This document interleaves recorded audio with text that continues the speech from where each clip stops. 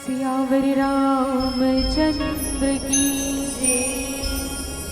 पवन सुत हनुमान की जय। गोस्वामी श्री तुलसीदास जी महाराज की जय।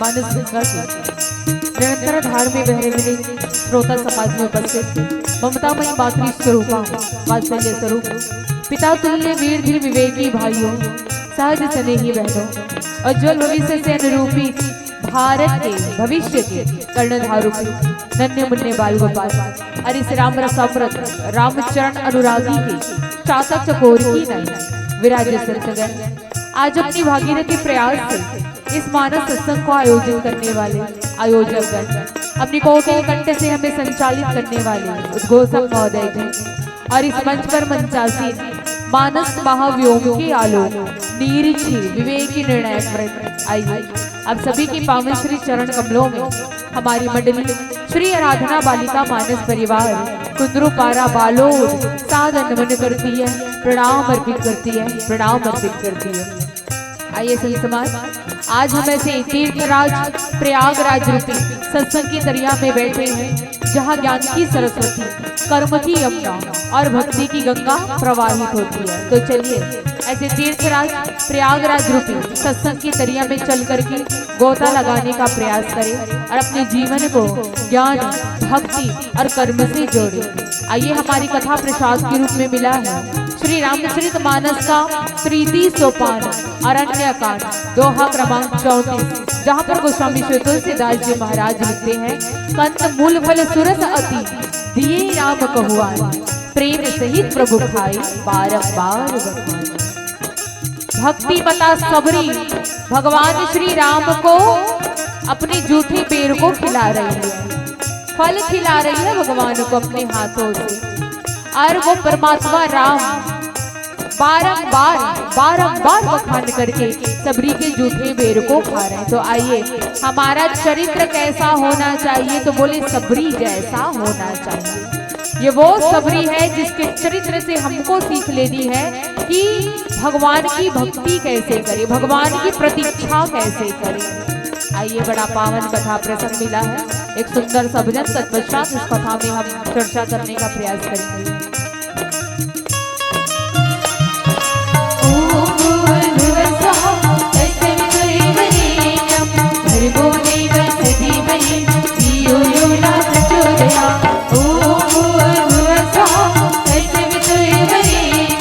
Hari Bo Devi Sai Devi Yo Yo Na प्रचोदया इदं गायत्री इदं नमः इदं गायत्री इदं नमः इदं गायत्री इदं नमः इदं गायत्री इदं नमः इदं गायत्री इदं नमः इदं गायत्री इदं नमः इदं गायत्री इदं नमः इदं गायत्री इदं नमः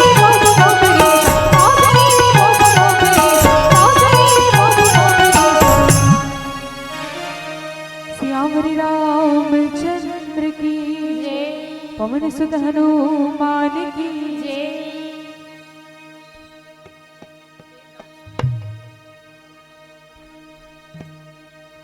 प्रेम से बोलिए दुर्गा महारानी की गिरि नंदिनी नंदित मेदिनी विश्व विनोदिनी नंदनुते गिरिवर विंध्य शिरोधिनी वासिनी विष्णु विलासिनी विष्णुते भगवती सिद्धि कंठ कुटुंबनि भूरि कुटुंबनि भूरि कृते जय जय हे महिषासुर मर्दनि रम्यकबरधनि सैलसुते जय प्रेमा जय प्रेमा जय प्रेमा जय प्रेमा जय प्रेमा जय प्रेमा जय प्रेमा जय प्रेमा जय प्रेमा जय प्रेमा जय प्रेमा जय प्रेमा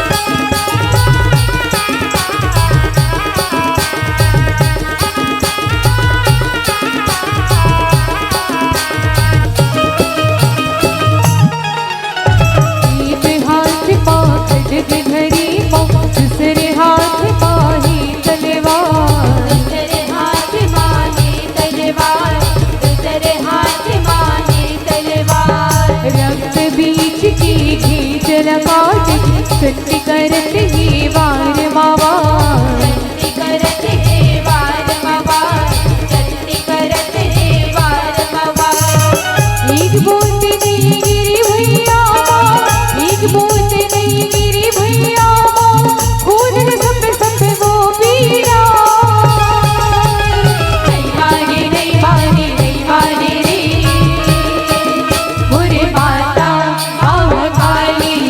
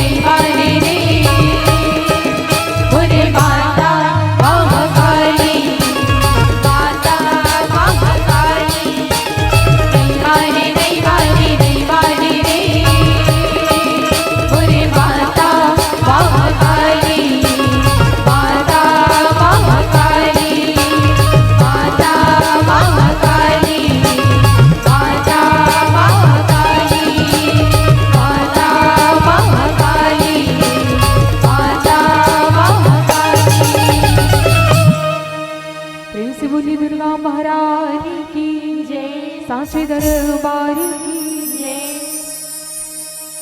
वंदे विधि हतनियम पद पुण्यकम केशौर्य सौरभ समाहित योग चरितम हंत्र मंत्र दाव मनीषम मुनि हंस सेवम सन्मानी साली प्रतीत पराग पुंजम नीलांबुज श्यामल कोमलांगम सीता समारोपित मम भागम पाणौ महाशालिक चारु चावम नमामि रामं रघुवंशनाथम अतुलित वैहावं भीम शैलावदेहं धनुजन किशानु ज्ञानी नामाग्रगण्यं सकल गुण निधानं वानराणामधीशं रघुपति प्रियभक्तं वातजातं नमामि रघुपति प्रियभक्तं वातजातं नमामि लखन सिया रामचंद्र शंकर हारियो।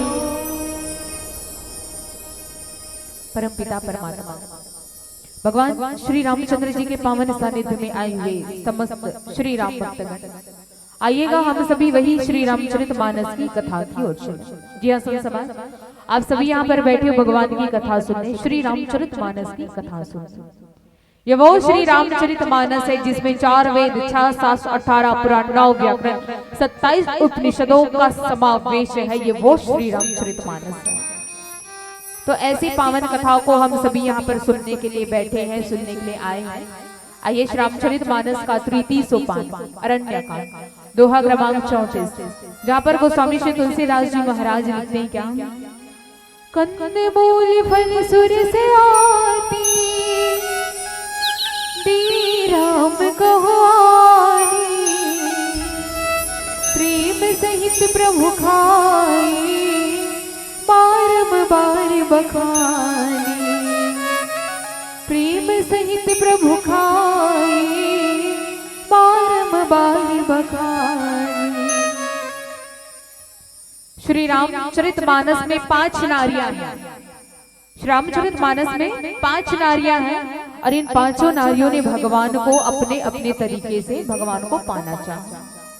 5 नारी है, 5 नारियों का नाम स अक्षर से प्रारंभ होता है और इन लोगों ने भगवान को अपने अपने तरीके से पाना चाहा। पहली नारी है बालकांड में, एक बार त्रेता जुगमाई शंभु गए कुंभजरी सिपाही, संग सती जग जननी भवानी पूजेरी सी अखिलेश्वरी। पहली नारी है माता सती, जिसने भगवान को परीक्षा से पाना चाहा, भगवान की परीक्षा लेकर के भगवान को पाना चाहा। साक्षर से प्रारंभ होता है सती ती, जिसने भगवान को परीक्षा से पाना चाहा। दूसरी नारी है कौन, माता सीता, जिसने भगवान को इच्छा से पाना चाहा। तीसरी नारी कौन है, शूर्पणखा, जिसने भगवान राम को समीक्षा से पाना चाहा। समीक्षा यानी प्रस्तावना रखती भगवान के पास कि प्रभु आपके समान इस संसार में कोई पुरुष नहीं, मेरे समान इस संसार में कोई नारी नहीं, क्यों ना हम दोनों विवाह कर लें। समीक्षा रखती भगवान के सामने। इसका भी नाम साक्षर से प्रारंभ होता शूर्पणखा। तीसरी नारी है रामचरितमानस की, जिसने भगवान को समीक्षा से पाना चाहा। चौथी नारी है सबरी, इसका भी नाम सा अक्षर से प्रारंभ होता है। चौथी नारी है सबरी, जिसने भगवान को प्रतीक्षा से पाना चाहा। प्रतीक्षा यानी इंतजार करके भगवान को पाना चाहा। 5वीं नारी है किष्किंधा कांड में स्वयं प्रभा, जिसने भगवान को शिक्षा से पाना चाहा। तो ये 5 नारी श्री रामचरितमानस में सती, सीता, शूर्पणखा, सबरी और स्वयं प्रभा, जिसने भगवान को परीक्षा, इच्छा, समीक्षा, प्रतीक्षा और शिक्षा से पाना चाहा। तो ऐसी 5 नारी है और इन 5 नारियों में एक नारी है जो है कौन, सबरी, जिसकी महिमा ही अपार है, जिसकी भक्ति ही अपार है। उसकी भक्ति को देख करके भगवान को उसकी कुटिया में आना पड़ा।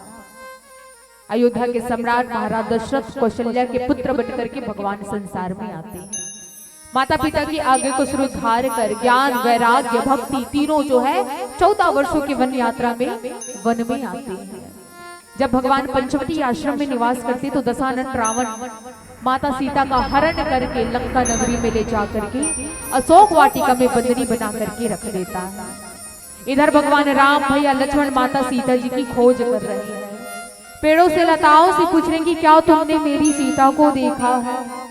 यदि मेरी सीता को देखा होगा तो उसका पता बताना।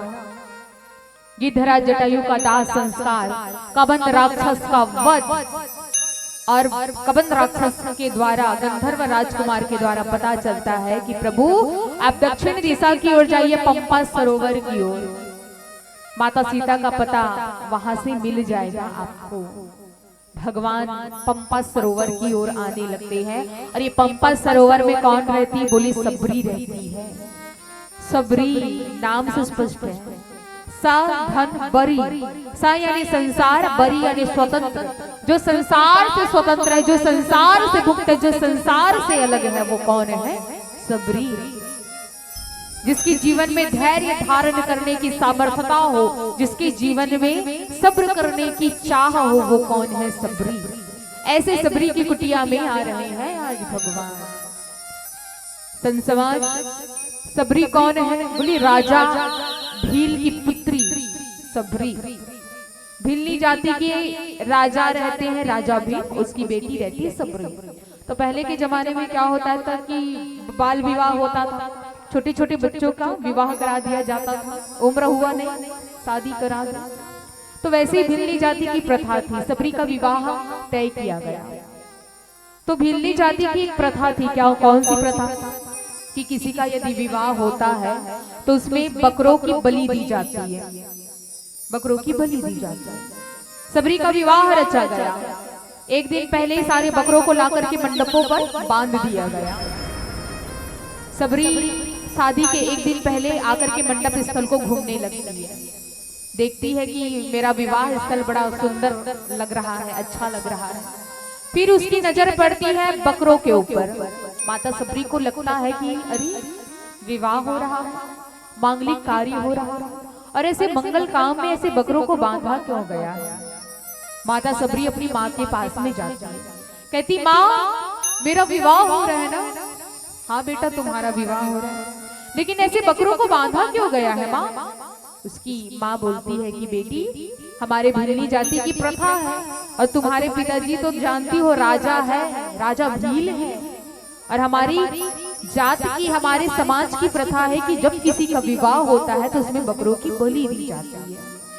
जैसे ही माता सबरी सुनती है, अरे एक विवाह करने से इतने सारे निर्दोष जीवों की बलि, ये कैसी प्रथा है, ये कैसा समाज है? अगर ऐसा ही है तो मैं जीवन भर अविवाहित रहना पसंद करूंगी। यदि मेरे विवाह के कारण ऐसे निर्दोष जीवों की बलि दी जाएगी तो ऐसा विवाह करने से अच्छा है कि मैं जीवन भर कुंवारी रहूं। माता सबरी रात भर बैठ करके विचार करती, शादी करूं कि ना करूं, विवाह करूं कि ना करूं। अंत में माता सबरी निर्णय लेती है कि ऐसा विवाह करने से अच्छा है कि मैं जीवन भर कुंवारी रहूं। विवाह मंडप को, अपने समाज को, अपने माता पिता को छोड़ करके सबरी जो है महर्षि मतंग के आश्रम वन में चली जाती है। जब सबरी अपने माता पिता को छोड़ करके घने वन में आती है तो महर्षि मतंग के आश्रम में पहुंचती है। उस समय महर्षि मतंग आश्रम में नहीं रहते, कुछ काम के लिए बाहर जा रहे थे। सबरी रोज छुप छुप करके देखती है कि आश्रम के लोग करते क्या है, इनका दिनचर्या होता क्या है। तो देखती है कि सारे शिष्यगण रहते हैं, ब्रह्म मुहूर्त में उठ करके आश्रम को झाड़ते, बहारते, कंदमूल फल लेकर के आते, स्वयं का भोजन बनाते, गुरु की सेवा करते, हरि का कीर्तन करते। सबरी को बड़ा अच्छा लगता है।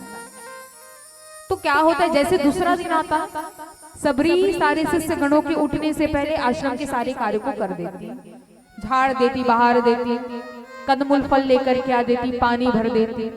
अब जैसे सारे शिष्यगण उठते तो देखते कि अरे ये कौन है जो हमारे आश्रम के कार्य को पहले से ही कर चुका है। आज तो बड़ा साफ सुथरा लग रहा हमारा आश्रम, ये कौन है जो हमारे आश्रम के कार्य को कर रहा है। दूसरा दिन आता, फिर से वही। अब सारे शिष्यगण सोचने लगते, पता तो लगाना पड़ेगा ये कौन है जो हमारे आश्रम के कार्य को कर रहा है, पता लगाना होगा। अब जैसे ही दूसरा दिन आता, माता सबरी आश्रम को साफ सफाई करके पानी भरने के लिए बाहर चले जाते हैं। जब पानी भर करके माता सबरी आती तो सारे शिष्यगण उड़ जाते हैं। सारे शिष्यगण जब उठते हैं तो देखते हैं अरे ये तो छोटी सी नन्ही सी बालिका है जो हमारे आश्रम के कार्य को कर रही थी। सारे शिष्यगण पूछने लगते कि ए बालिका तुम कौन हो, अपना परिचय दो। माता सबरी सारे शिष्यगणों को बताती है कि मैं भिल्ली जाति की राजा भील की पुत्री, मेरा नाम सबरी है। जैसे ही सुनते हैं सारे शिष्यगण, अरे ये तो भिल्ली जाति की लड़की है, अरे तो नीच जात की, इसे तुरंत बाहर निकालो, इसने हमारी आश्रम के सारे कार्य को कर डाला और हमारे पूरे आश्रम को अशुद्ध कर दिया, फिर इसे साफ सफाई करनी होगी। उसे आश्रम के बाहर निकालने लगते हैं। महर्षि मतंग का आगमन उसी समय होता है। महर्षि मतंग कहते हैं कि अरे क्या कर रहे हो तुम लोग, इतने दिनों से क्या मैंने तुम लोगों को यही शिक्षा दी? सारे शिष्यगण सर झुका लेते हैं। महर्षि मतंग कहते हैं कि पुत्री तुम कौन हो? माता सबरी फिर से बताती कि मैं भिल्ली जाति की राजा भील की पुत्री, मेरा नाम सबरी है गुरुदेव। अच्छा तुम यहाँ पर क्या कर रही हो? सबरी कहती है कि गुरुदेव मैं अपने समाज को छोड़ करके आई हूँ, मैं अपने विवाह मंडप से भाग करके आई हूँ। गुरुदेव पूछते हैं अच्छा कारण क्या है, तुम अपने विवाह मंडप को छोड़ करके क्यों आई हो? सबरी बताती है हमारे समाज की एक प्रथा है कि किसी का विवाह होता है तो उसमें बेजुबान निर्दोष जीवों की बलि दी जाती है। ऐसे ही जीव हत्या का विरोध करके मैं आपकी शरण में आई हूँ गुरुदेव, कृपा करके आप मुझे अपनी शरण में ले लो। महर्षि मतंग मुस्कुराते हैं, हाथ फेरते हैं सबरी की ओर, कहते हैं वाह बेटी सबरी, तू तो पूरे मानव जाति के लिए मिसाल है।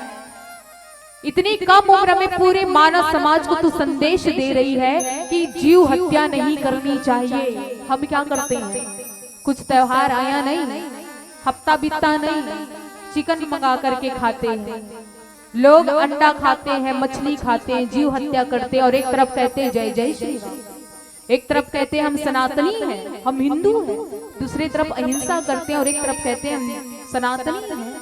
ये कैसा सनातन है जहां अहिंसा रुक नहीं रहा है? और कहते हैं राम राज्य आ गया। अरे राम राज्य होता क्या है?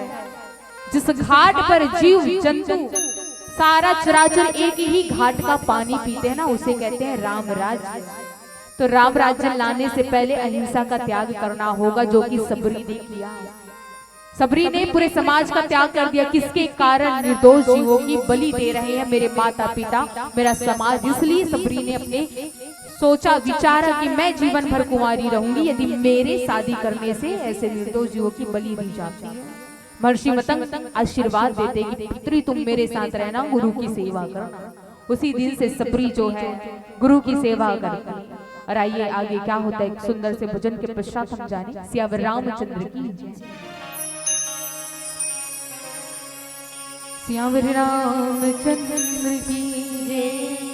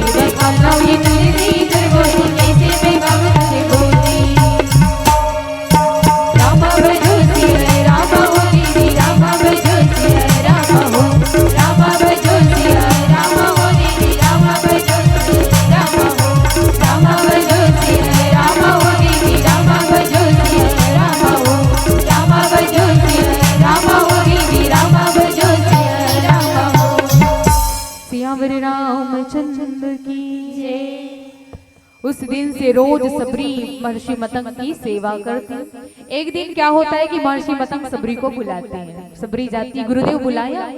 महर्षि मतंग कहते हैं कि बेटी मेरे जाने का समय हो चुका है।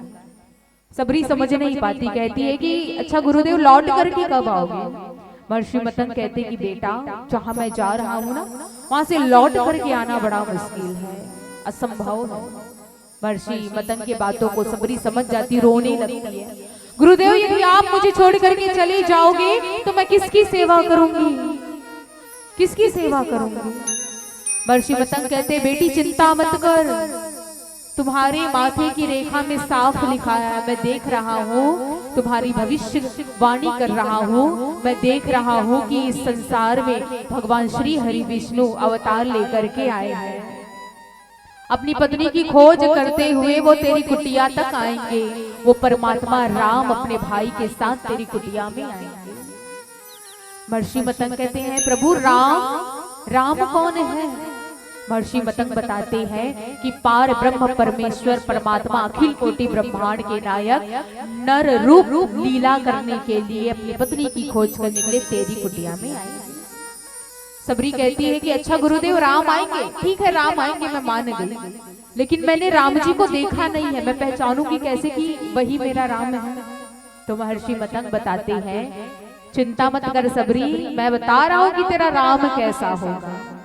नीला मुझ श्यामल कोमलांगम होगा, नीला रंग वाला होगा, श्याम रंग वाला होगा, वलकल वस्त्र धारण किए धनुष बाण को लेकर के, सर पर जटा की बेनी होगी, नयन कमल के समान, होठ धनुष के समान, भुजाएं लंबी होगी, सीना सिंह के समान चौड़ा होगा, श्याम रंग वाला सांवला सलोना तेरा राम होगा।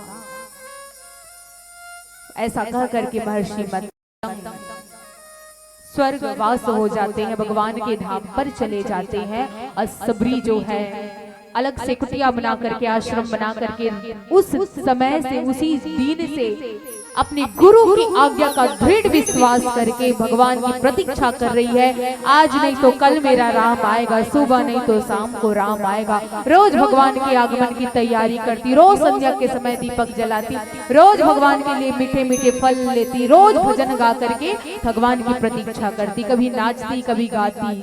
ऐसा करते करते पूरा जीवन सबरी का प्रतीक्षा में निकल गया। अब वो समय आ गया, वो क्षण आ गया कि भगवान सबरी की कुटिया में आने वाले हैं। पंपा सरोवर की ओर बढ़ रहे हैं। सबरी निहार निहार करके देखती, सबरी बूढ़ी हो चुकी है, सर के बाल सफेद हो गए हैं, आंखों की रोशनी कमजोर हो गई है, मुंह के आधे दांत झड़ चुके हैं। सबरी लकड़ी का सहारा लेकर के रीढ़ की हड्डी झुक गई है, राम राम राम की प्रतीक्षा करती है। ऐसे निहार रही है, देखती दूर से दो राजकुमार चल करके उसकी कुटिया की ओर आ रहे हैं। कुटिया की ओर आते देखती तो अभी सबरी को स्पष्ट नहीं है कि उसका राम कौन है। दो राजकुमार तो दिख रहे, भाई आंखों की रोशनी कमजोर है ना, दूर से थोड़ी ना पहचान लेगी। जैसे जैसे भगवान निकट आते कुटिया के, सबरी को लगता है अच्छा मेरे गुरुदेव ने कहा था दो राजकुमार आएंगे तेरी कुटिया में वलकल वस्त्र धारण करके। उसी बात को सबरी याद करती है। जैसे जैसे भगवान आते हैं सबरी समझ जाती है मेरा राम आ गया। कभी दौड़ रही, कभी नाच रही, कभी खा रही है, कभी गुनगुना रही है। सबरी को समझ में नहीं आ रहा करूँ तो करूँ भगवान को कहाँ बैठाऊंगी, भगवान के चरण कहाँ धुलाऊंगी, समझ में नहीं आ रहा। इतने दिन से रोज तैयारी करती थी सबरी, लेकिन जब भगवान आए तो समझ में नहीं आ रहा। सबरी कभी नाच रही, कभी गा रही, मेरा राम आ गया, मेरा राम आ गया। दौड़ करके जाती, भगवान के चरणों में गिर जाती है। जैसे भगवान के चरणों में गिरती है, महर्षि मतंग के बात को याद करती, मेरे गुरुदेव ने कहा था सांवला होगा तेरा राम, वलकल वस्त्र धारण किए, भुजाएं लंबी, सर पर जटा की बेनी, कंठ में पुष्पों की माला। अपने महर्षि मतंग की बात को याद करती है और हूबहू राम के उसी श्री राम रूप का दर्शन कर रही है सबरी। प्रेम मगन मुख बचन न आवा, पुनि पुनि पद सिरोज सिर नावा। बार बार चरणों को देख रही है, प्रणाम कर रही है, मुख से वचन नहीं निकल रहा कि मैं कहूँ तो क्या कहूँ भगवान से। धीरे से सबरी धैर्य धारण करती है, भगवान को कुटिया के भीतर लेकर के आती है। गोस्वामी बाबा जी लिखते हैं सादर जल चरण पखारी, पुनि सुंदर आसन बैठारी। माता सबरी भगवान के चरण कमलों का प्रक्षालन करती है। श्री रामचरितमानस में 3 ऐसे पात्र हैं जिन लोगों ने भगवान के चरण कमलों को प्रक्षालन करने का सौभाग्य मिला। केवल 3 लोगों ने ही रामचरितमानस में भगवान के चरण कमलों का प्रक्षालन किया है। पहला पात्र है महाराज जनक। विवाह के समय महाराज जनक ने भगवान के चरण कमलों का प्रक्षालन किया था। दूसरा पात्र है अयोध्या कांड में पद पखारी जल पानी करी आप सहित परिवार। दूसरा पात्र है केवट भैया जिसने भगवान के चरण कमलों को प्रक्षालन किया। तीसरा पात्र है ये सबरी सादर जल ले चरण पखारे। तीसरा सौभाग्य मिला माता सबरी को कि वो भगवान के चरण कमलों का प्रक्षालन करे। जो सौभाग्य लक्ष्मण को नहीं मिला, जो सौभाग्य सीता को नहीं मिला, जो सौभाग्य महाराज दशरथ को नहीं मिला, वो सौभाग्य सबरी को मिला, केवट को मिला कि वो भगवान के चरण कमलों का प्रक्षालन करे। अरे भगवान को आवश्यकता नहीं थी 14 वर्षों का वनवास करे। क्या आवश्यकता थी भगवान को? वो तो परम पिता परमात्मा थे ना। जब माता सीता का हरण हुआ, एक बाण छोड़ते रावण कब का मरता, माता सीता आज अयोध्या की रानी बन जाती। भगवान को आवश्यकता नहीं थी कि वो 14 वर्षों का वनवास करे।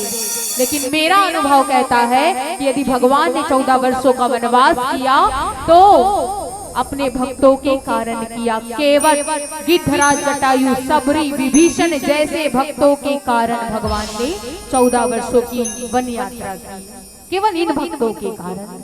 तो आप अपनी भक्ति, हम अपनी भक्ति ऐसे बनाए कि भगवान को भी कलयुग में आना पड़े, आने वाले ही हैं। आगे गोस्वामी बाबा जी लिखते हैं क्या, कंदमूल फल सुरसेती दिए राम भगवानी, कंदमूल फल सुरसेती दिए राम भगवानी, प्रेम सहित प्रभु खाए पार बवाल बखानी, भजले हरि हरि मनवा हरि हरि, भजले हरि हरि मनवा हरि हरि। सबरी देखती मेरा राम इतने दूर से चल करके आया, भूख लगी होगी राम को। रोज भगवान के लिए मीठे बेर रखा करती थी टोकरी में, उसे लाती है सबरी कि मैं अपने राम को खिलाऊं। सही वक्त आ गया है सबरी को आज अपने बेर को खिलाना है। बेर को उठाती है सबरी, भगवान को खिलाने लगती है। अच्छा, गोस्वामी बाबा जी ने यहाँ पर क्या लिखा, कंद मूल फल सुरस आती। सुरस यानी क्या होता है भाई? जिस फल में रस निकलता उसे आप कहोगे ना सुरस। जिस फल में रस ही ना हो उसे आप कैसे सुरस कहोगे? बेर में रस निकलते देखा है क्या? नहीं। बेर में 3 चीजें होती, गुठली, गूदा और छिलका। ये 3 चीजें होती है बेर में। बेर में रस निकलता है क्या? नहीं निकलता। फिर भी गोस्वामी बाबा जी ने लिखा सुरस अति कंद मूल फल सुरस। फल जो है सुरस होगा। सुरस कहा बेर को, जबकि बेर में रस नहीं निकलता है। तो यहाँ पर सुरस बेर को नहीं कहा, सबरी के प्रेम को कहा भगवान ने सुरस। गोस्वामी श्री तुलसीदास जी महाराज ने कि सबरी ने अपने प्रेम की रस को उस बेर में डाल दिया कि जब मैं भगवान को खिलाऊं तो भगवान इस बेर को नहीं, भगवान मेरे प्रेम का स्वाद ले, मेरे भक्ति का स्वाद ले। यहाँ पर सुरस का अर्थ माता सबरी का भाव है, माता सबरी का प्रेम है। भगवान को खिलाती रहती है सबरी, देखती उस बेर को, कहीं ये बेर खट्टे निकल गए तो भगवान फेंक देंगे।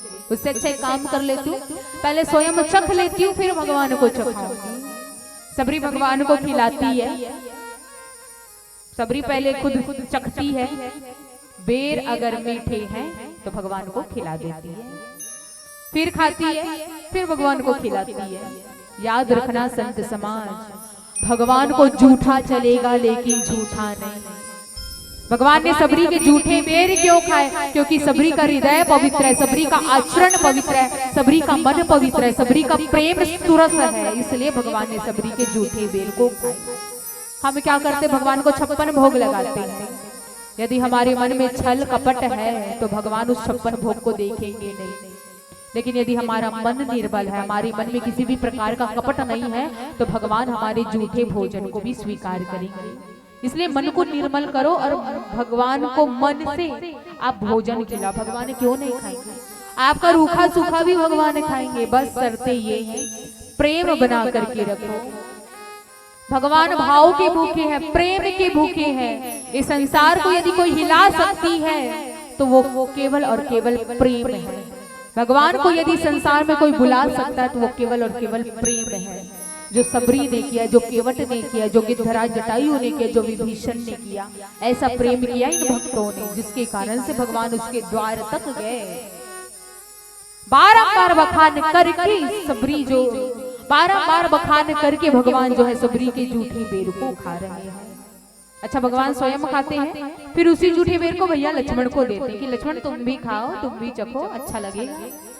लक्ष्मण भैया देखते हैं कि मेरे भैया कैसे जूठे बेर को खा रहे हैं, घूर के देखते उस बेर को, मैं तुम्हें नहीं खाऊंगा, तुम जूठी हो, मैं फेंक देते हैं लक्ष्मण भैया। भगवान राम तिरछी नजर से भैया लक्ष्मण को देखते कि मैं लक्ष्मण को इतने प्रेम से बेर को खाने के लिए दे रहा हूँ और ये बेर को फेंक रहा हूँ। भगवान राम मुस्कुराते मन ही मन कहते हैं, सुनो लक्ष्मण, आज जिस बेर को तुम फेंक रहे हो ना, इसी बेर को एक ना एक दिन तुमको खाना पड़ेगा। संसमाज दुनिया गोल है, जहाँ कचरा डालोगे वहीं कचरा लौट करके आएगा। प्रेम दोगे तो प्रेम मिलेगा, धोखा दोगे तो धोखा मिलेगा। भैया लक्ष्मण के साथ भी वही हुआ। भैया लक्ष्मण ने उस बेर को जूठा समझ करके फेंक दिया था, लेकिन ये वही जूठे बेर है। जब मेघनाथ के द्वारा भैया लक्ष्मण को शक्ति बाण लगती है ना, सुषेण वैद्य को बुलाया जाता है।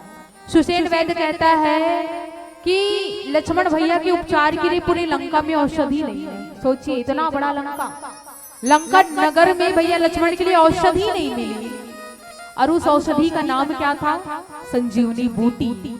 ये वही संजीवनी बूटी है जिस बेर को आज लक्ष्मण भैया ने बेकार समझ करके फेंक दिया था ना, ये वही जूठा बेर है जो बाद में संजीवनी बूटी बनती है, और इसे ही हनुमान जी लेकर के आते हैं और औषधि बना करके ना चाहते हुए भी भैया लक्ष्मण को वो औषधि खानी पड़ती है।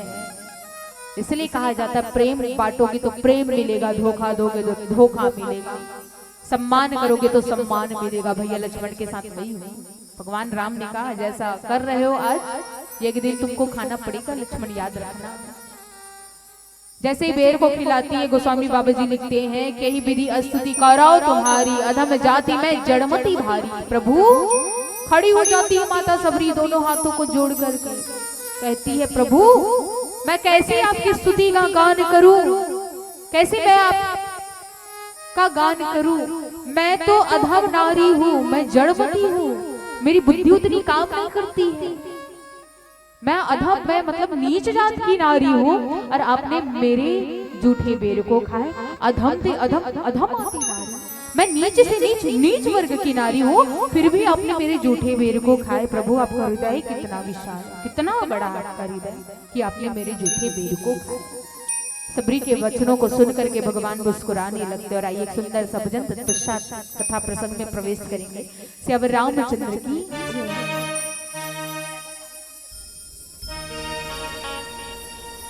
राम आएंगे तो अंगना सजाऊंगी, दीप जला के दीवानी मनाऊंगी। राम आएंगे तो अंगना सजाऊंगी, दीप जला के दीवानी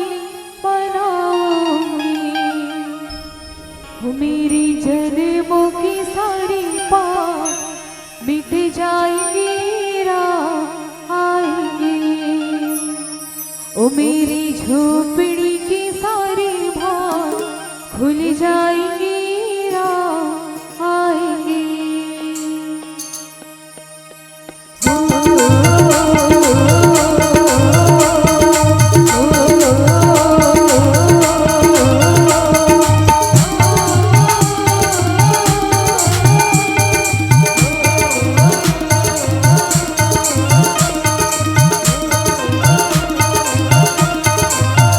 मेरी झोपड़ी की सारी भाग खुल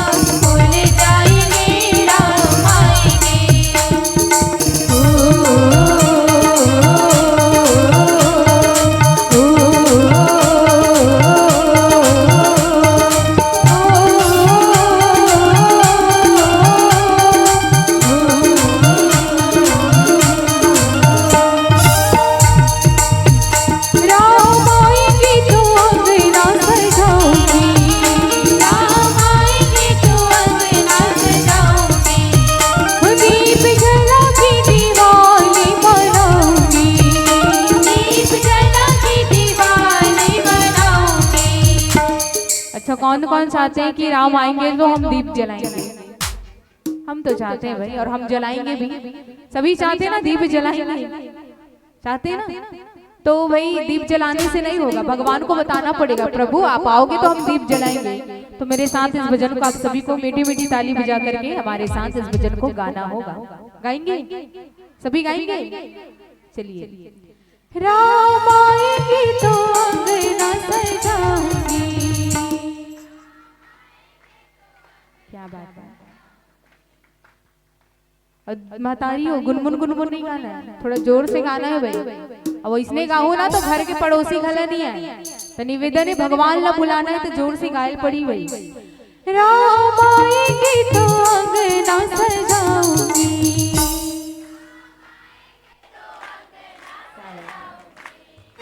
दीप जला के दीवानी बनाऊंगी।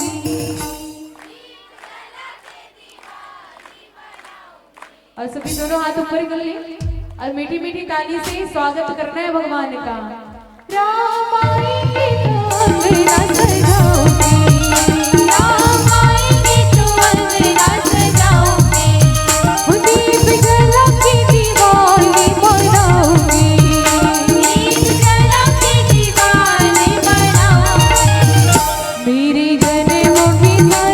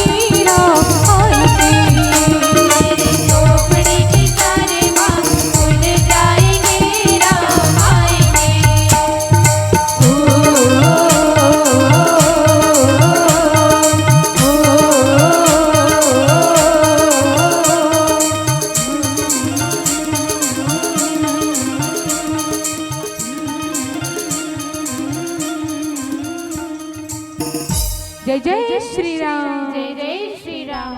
आइए संसमान गोस्वामी श्री तुलसीदास जी महाराज लिखते हैं क्या? जाति पाति कुल धर्म बढ़ाई, धन बन परिजन चतुराई, भक्तिहीन नर सो हरि कैसा, बिनु जलवारी दे रे कई जैसा, बिनु जलवारी दे रे।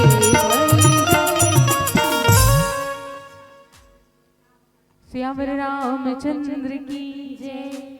आइए संसमान जाति बाति कुल धर्म बढ़ाई, धन बल परिजन गुण चतुराई। भगवान सबरी से कहते कि सबरी, सबसे पहले तो सबरी नहीं कहते हैं, भगवान लिखते हैं, गोस्वामी बाबा जी लिखते हैं, कह रघुपति सुनु भामिनी बाता।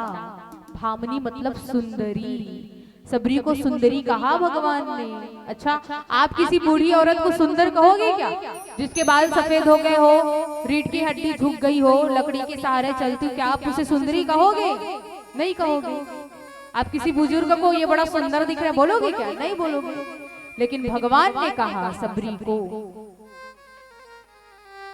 भगवान ने कहा सबरी को कि हे सबरी तुम बहुत सुंदर हो, हे सबरी सुनो।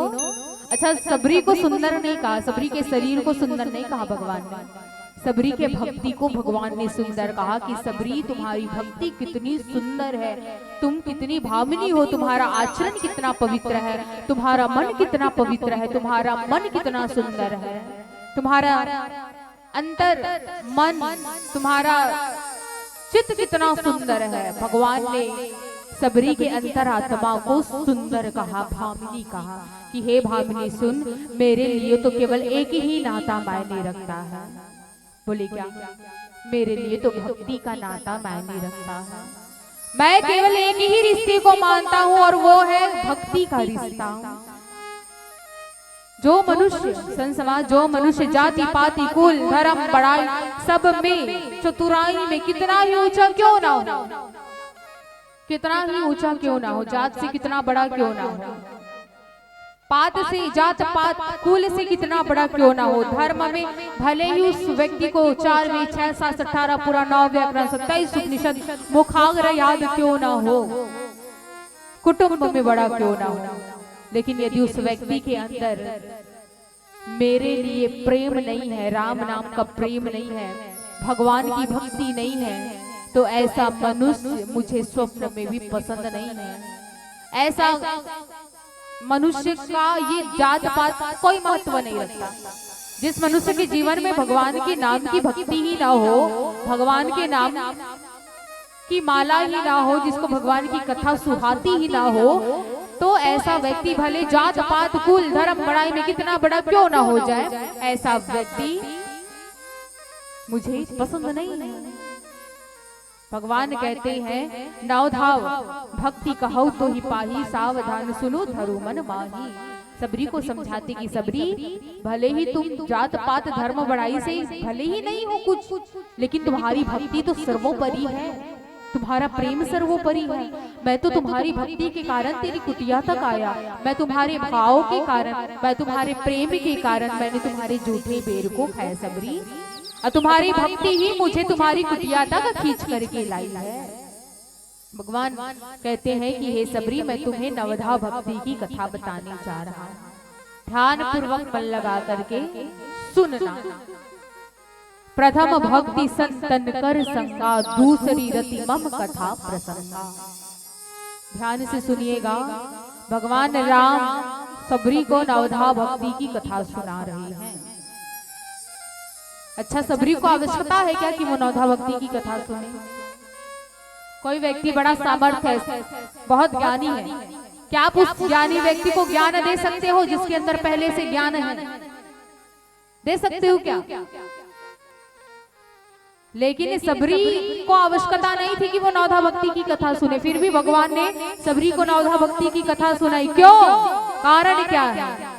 वो नवधा भक्ति की कथा सबरी के लिए नहीं है, सबरी के माध्यम से मानव जाति को सीख देनी है कि मानव जाति किस प्रकार से नवधा भक्ति करे, 9 प्रकार की भक्ति को अपने जीवन में धारण करे। हर चीज के लिए एक माध्यम की आवश्यकता होती है। मेरी आवाज यदि आपके तक जा रही है तो उसका माध्यम कौन है? ये माइक है। बिना साउंड के मेरी आवाज आपके तक जा ही नहीं सकती, तो ये माध्यम है, ये साउंड, ये लाउड स्पीकर एक माध्यम है कि मैं अपनी बात आपके तक रख सकूं। वैसे ही भगवान राम ने सबरी को माध्यम बनाया कि मैं सबरी के माध्यम से मानव जाति को नवधा भक्ति की कथा बताऊं, इसलिए नवधा भक्ति की कथा सबरी को बताई गई है। और पहली भक्ति है भगवान की प्रथम भक्ति संतन कर संगा। पहली भक्ति है भगवान की कि संतों का संग करना। संत किसे कहते हैं? सबसे पहले तो संतों के संग से पहले संत को जानना पड़ेगा कि ये संत कौन है। संत में अम की मात्रा को हटा दो, क्या बनेगा? संत में यदि अम की मात्रा को हटा देते तो सत बनता है। सत यानी सत्य, जिसके जीवन में सत्य को धारण करने की सामर्थ्यता हो, जो अपने जीवन को सच्चाई को धारण करता हो, वो कौन है? संत। और ऐसे संतों का सानिध्य करना ही भगवान की पहली भक्ति है। संत किसे कहते हैं? 2 होते हैं, 2 लोग होते हैं। वो 2 लोग कौन है? एक होते हैं संत और एक होते हैं ब्राह्मण। जो भगवान से प्रेम करता हो उसे ब्राह्मण कहते हैं, जो भगवान से प्रेम करता है उसे ब्राह्मण कहते हैं, लेकिन भगवान जिनसे प्रेम करे ना उसे संत कहते हैं। संत कोई भी हो सकता है, संत आप हो सकते हो, संत हम भी हो सकते हैं, बस हमारे जीवन में सत्य को धारण करने की समर्थता होनी चाहिए, फिर संत कोई भी कहला सकता है। संतों जैसा जीवन हमारे अंदर होना चाहिए, संतों जैसा आचरण हमारे जीवन में होना चाहिए। तो ऐसे संतों के सानिध्य को करना ही, संगति करना ही भगवान की पहली भक्ति है। दूसरी रति मम कथा प्रसंगा। भगवान की दूसरी भक्ति है कथा में प्रेम करना। जो व्यक्ति भगवान की कथा सुनने के लिए एक गांव को छोड़ करके दूसरे गांव में आता है, तन मन धन तीनों चीज को समर्पित कर देता है, भगवान की कथा में जो प्रेम करता है उसे भगवान की दूसरी भक्ति कहते हैं। गुरु पद पंकज सेवा तीसरी भक्ति अमान।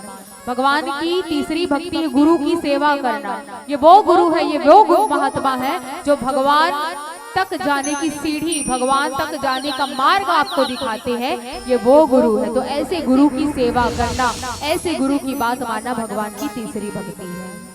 चौथी भक्ति मम गुण गण करई कपट तजी गान। पहले भी मैंने कहा निर्मल मन जन सो मोह पावा मोहि कपट छल छिद्र नवा। भगवान को कैसे लोग पसंद है? जिसके मन में छल कपट नहीं है। तो छल कपट का त्याग करके, ईर्ष्या द्वेष का त्याग करके जो भगवान की भक्ति करता है वो भगवान की चौथी भक्ति कहलाती है। मंत्र जाप मम दृढ़ विश्वासा पंचम भजन सो वेद प्रकाशा। भगवान की पांचवी भक्ति है कलयुग केवल नाम आधार सुमर सुमर नर उतरई पार। जो राम के नाम का सहारा लेकर के, राम जी के नाम को दृढ़ विश्वास करके जो राम जी के नाम को अपने जीवन में धारण करता है वो भगवान की पांचवी भक्ति है। छठ तमशील विरति बहुकर्मा निरत निरंतर सज्जन धर्मा। भगवान की छठवीं भक्ति है। हमारे अंदर 10 इंद्रियां होती, 5 कर्मेंद्रियां, 5 ज्ञानेंद्रियां। ये 10 इंद्रियों को जो काबू करके भगवान की भक्ति कर ले उसे छठवीं भक्ति कहते हैं। सातवां सम्मोही मैं जग देखा मोते संत अधिक करी लेखा। भगवान की सातवीं भक्ति है तुझ में राम है मुझ में राम है सब में राम समाया। सिया राम मैं सब जग जानी। जो पूरे जगत को राममय देखता है उसे भगवान की सातवीं भक्ति मानी गई है। आठवां जथा लाभ संतोषा सपने हूँ नहीं देखे पर दोषा। भगवान की आठवीं भक्ति है संतोष। भगवान ने जितना आपको दिया है यदि आप उसमें संतोष प्राप्त कर लेते हो तो ये भगवान की आठवीं भक्ति है। नवम सरल सब सन छल ही ना मम भरोसे ही हरस न जीना। भगवान की नवीं भक्ति है सरल व्यवहार, सहज व्यवहार, लोगों के साथ प्रेम का व्यवहार बना करके रखना ही भगवान की नवीं भक्ति है। और अंत में भगवान ने कहा इस 9 भक्तियों में, इन 9 प्रकार की भक्ति में एक भक्ति भी कोई मनुष्य अपने जीवन में धारण कर ले तो मेरी 9 की 9 भक्ति पूर्ण मानी जाती है। एक भक्ति तो आपकी पूर्ण हो गई। आप लोग यहाँ पर बैठ करके भगवान की कथा में रति कर रहे हो, भगवान का नाम ले रहे हो तो आपकी 5वीं भी भक्ति पूर्ण हो जाएगी। तो ऐसे संतों के सानिध्य करिए, जो भी भक्ति आपको अच्छी लगती है अपने जीवन में धारण कर ले।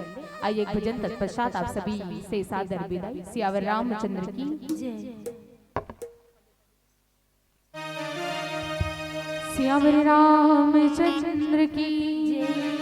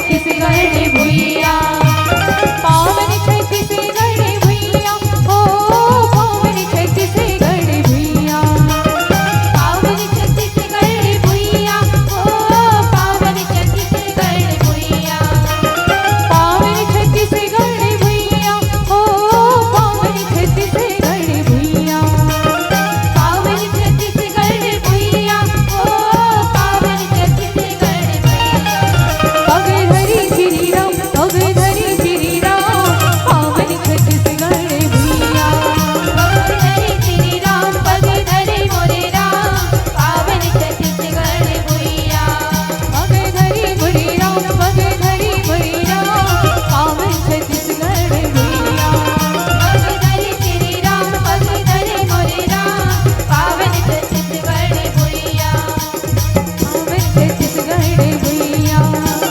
पावन छत्तीसगढ़ भुइया पावन छत्तीसगढ़ भुइया पावन छत्तीसगढ़ भुइया जय जय श्री राम।